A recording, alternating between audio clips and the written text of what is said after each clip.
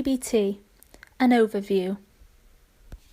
The main goal of the DBT course is to learn and refine skills that we may have in changing behavioural, emotional and thinking patterns associated with problems in life that are causing misery and distress. Session 1 aims to give an overview of the DBT model and explain what you can expect in the next few weeks. So firstly, what is DBT? DBT stands for Dialectical Behaviour Therapy. It's a skills-based therapy that's designed to help people cope with distress and emotions and situations and to improve their relationships. It was designed in the 1980s by Marsha Linehan. She's somebody who suffered with borderline personality disorder herself and struggles with similar aspects of life. Groups have been running since the 1980s, and there's been groups all around the world with some amazing results. A well-known quote in psychology is that pain is inevitable, suffering is optional. So in DBT, we're working to build up our emotional resilience so that we're able to deal with whatever pain life throws at us. We're working to minimise the suffering. Dialectics is the theory that opposites can exist together. So in DBT, the two opposites we're working with are acceptance and change. Accepting yourself as you are, whilst at the same time acknowledging the need to change in order to reach your goals. If you look at the DBT model, you can see that it's split into two separate sides. So we've got change and acceptance. On the change side, there's two skills. These are emotion regulation and interpersonal effectiveness. Then over on the acceptance side, we've got mindfulness and distress tolerance. We'll be addressing these different sections through teaching skills over the next few weeks. The first skill we're going to look at today is mindfulness. Does anyone spend a lot of time thinking about the past or worrying about the future? Do you find it hard to just be with yourself and with your thoughts and feelings? Do you feel empty inside, like it's hard to identify who you are? Mindfulness skills are about learning to be with yourself.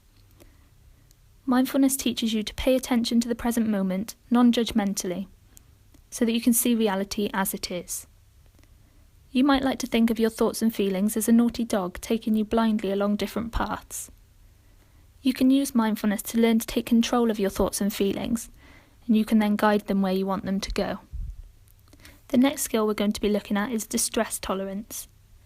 So do you really struggle to cope and feel like your world is falling apart? Do you find that you can be quite impulsive and engage in self-destructive behaviours at times? Distress tolerance is about how to tolerate distress under crisis without making it worse. To learn about the connections between inability to tolerate distress and impulsive behaviour. This normally functions to reduce distress in the short term. If you look at the three smiley faces on your page, you can see we've got a happy face, an in the middle face and a sad face.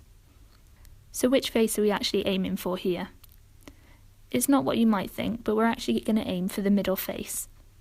It's not about turning your frown upside down, although obviously that would be a great knock-on effect of skills training. We're actually aiming to get you to the middle face because the skills are about building that emotional resilience so that you can cope with normality. Anything that comes on top of that is obviously a bonus. The next skill, now moving over to the change side, is emotion regulation. So do you feel like your emotions go from 0 to 100 in just milliseconds? That something so small can trigger such a whoosh in emotion? Or you're very sensitive to emotions at times?